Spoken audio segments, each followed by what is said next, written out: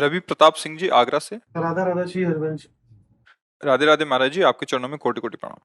महाराज जी, आपके एक सत्संग में सुना था कि हमारी विवेक रूपी कैंची और साधन का बल कम है इन पहाड़ रूपी विकारों को जड़ से उखाड़ने के लिए, किंतु अगर प्रभु की कृपा रूपी तलवार चलेगी तो ये पहाड़ रूपी विकारों को एक बार में ही उखाड़ फेंकेगी। महाराज जी, कैसे प्रभु की ये कृपा रूपी तलवार चलेगी हमारे सभी विकार? हाँ, शरणागत हो जाओ अंदर से।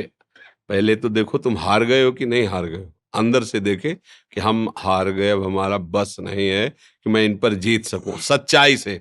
और तुम्हें वास्तविक उन भोगों से दुख महसूस हो रहा हो। अभी क्या होता है, हम लोग सुन के कि पापाचरण नहीं करना चाहिए, पर लगता अंदर से बहुत अच्छा है। हमारी बात क्यों नहीं सुन रहे भगवान, उसकी बात समझो। हमने सुना कि ऐसा नहीं करना चाहिए, नहीं करना चाहिए, पर अंदर से बहुत अच्छा लग रहा है वो करने के लिए। अंदर सुखद लालसा है। फिर कहते भगवान बचा लो, तो हम ये बोला ऊपर से, वो अंदर क्या है, अंदर वो बहुत। तो जब तक उसका दुख का अनुभव नहीं होगा तुम्हें, उनमें घृणा भाव नहीं होगा, उनमें ये भाव नहीं होगा कि मेरा नाश करने वाले, तब तक अंदर से पुकार नहीं होती। और जहां अंदर से वो जो सुखद बात थी, वहां क्लेश पैदा हो गया, अशांति। आप नहीं, बहुत हो चुका, बहुत हो चुका, हे प्रभु अब कृपा करो, मैं निकलना चाहता हूं। आप देख लो, शरणागत होकर अंदर से बस बात समझ लेना। नंबर बिना मिले हेलो नहीं होगा। नंबर तभी मिलेगा जब अन्य कोई आश्रय, अन्य कोई चाह और भरोसा नहीं, एक भरोसो, एक बल, एक आस विश्वास, फौरन बात होगी। मतलब सेकंड तब व्यतीत होगा जब उत्तर तुम्हारे सामने होगा, फाइनल तुम्हारे सामने होगा, वो भगवान है। पर हमारा क्या होता है, अंदर जैसे हम चाहते हैं कि यार हम ऐसा ना करें, गंदी बात है, भगवान के खिलाफ बात है, पर अंदर से मिठास है, सुखद वृत्ति, फिर तुम्हें कोई नहीं बचाएगा। पहले जाओ वहां ठोकरे खाओ और दुखी हो, और जब तुम्हें असलियत में दुख समझ में आ जाए, तब बताना, तब रोना, तब उसी समय फिर बात बना। बिनु रोए किन पाई प्रेम प्यारा मीत। तो हम लोगों का जो कपट भरा प्रार्थना है, वो इसीलिए नहीं सुनी जाती कि अंदर से कपट है बीच में, कि मुझे प्रिय लगता है संसार और छोड़ना चाहते। तो अभी नाम जप करो, जब शुद्ध बुद्धि होगी तब आपको ये दिखाई देगा कि अरे वास्तविक ये दुखमय है। दुखालय में सुख कहाँ है? जब वास्तविक होगा तब अंदर से प्रार्थना होगी, और वो प्रार्थना अनसुनी नहीं होती, उसी प्रार्थना से भगवान का अवतार होता है। तुम्हारे हृदय में भगवान प्रकाशित हो जाएंगे। नाम जप करो, सत्संग सुनो, पवित्र भोजन पाओ, दूसरों के साथ अच्छा व्यवहार करने का भाव सोचो, फिर आपके हृदय में धीरे धीरे धीरे ये जो विकार हैं ये चुभने लगेंगे। बुराई जब अपने को बुराई रूप में आती है ना, दिखाई देती है ना, तो उसको हम निकाल सकते हैं। लेकिन बुराई जब हमें सुखद लगने लगती है, फिर हम नहीं निकाल पाते। अगर हम सो रहे हैं तो हमें कोई जगा सकता है, पर सोने का नाटक कर रहे हैं, फिर नहीं जगा सकता, क्योंकि हम सोने का नाटक कर रहे हैं। बात हमारी समझ में आ रही? चेष्टा होने के बाद महर्षि बहुत ग्लानि होती है बाद में। अभी वो ग्लानि नहीं जिसके ग्लान के बाद फिर मन भयभीत हो जाए।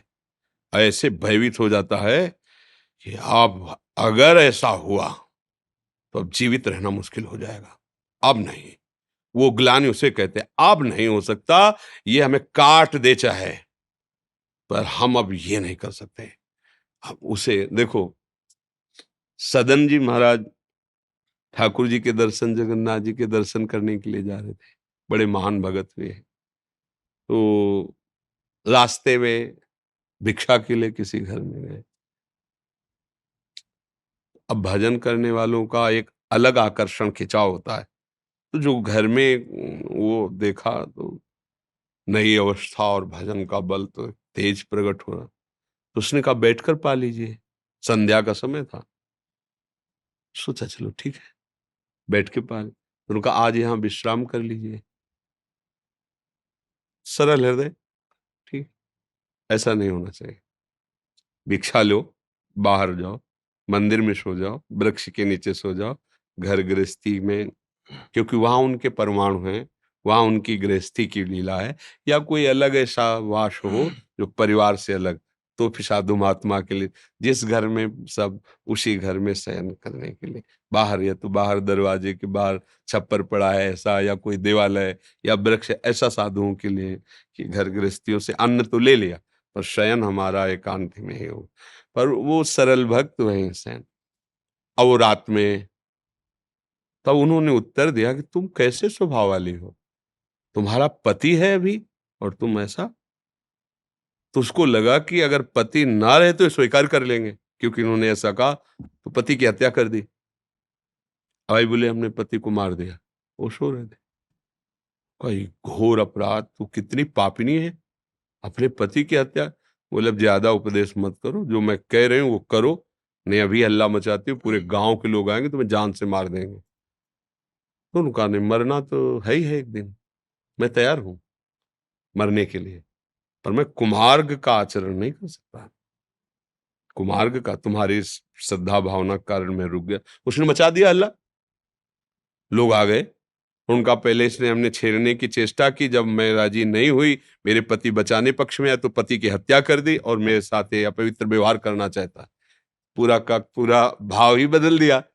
और उनको बंदी बनाया गया, राज दरबार में ले जाया गया। पूछा गया कि आपने ऐसा आचरण किया? उनका नहीं।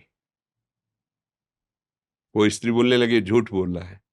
राजा ने कहा ये स्त्री तो फिर जैसा ये बोल रही वैसा आप करो। एक बार केवल नहीं बोला था, दोबारा नहीं। दोबारा सफाई की, मालिक की जैसी इच्छा होगी वैसा। बोले इनके दोनों हाथ काट दिए जाए, काट दिए गए। दोनों हाथ काट दिए जाए, दोनों हाथ काट, संत वेश में, इसलिए उनको जेल तो सजा तो नहीं, इनके दोनों हाथ काट के इनको छोड़ दो। दोनों हाथ काट दिए गए। गए जगन्नाथ जी हंस करके कहे कि अब प्रणाम भी कैसे करे, हाथ भी कैसे जोड़े, आप ले तो कटवा दिए। और जो ये ऐसे किया सो नवीन हाथ जब गए, ना हाथ कटने में उनको दर्द हुआ ना कोई कष्ट हुआ। भाव यहां दिखाया कि अगर हम धर्म से चले, हमें काट दिया जाए तो भी हम अधर्माचरण नहीं करेंगे। फिर हमारा मन, हमारी बुद्धि हमको गंदे आचरणों में कैसे फिसला देती है। हमारी निष्ठा होनी चाहिए। अभी हम लोग थोड़ा सुन सुना के वो जलन है, अभी वास्तविक जलन नहीं है। अगर वास्तविक जलन होगी तो कोई हमें गिरा नहीं सकता, पक्का कोई नहीं गिरा सकता। भागोगे भागोगे। जब आपको ज्ञान हो जाएगा ना कि असलियत में क्या है, संसार का खेल, माया कैसे फंसा कर हमें भजन विमुख करती, लगे रहो, नाम जप करो, अच्छे आचरण करो। वो स्थिति कोई दुर्लभ नहीं।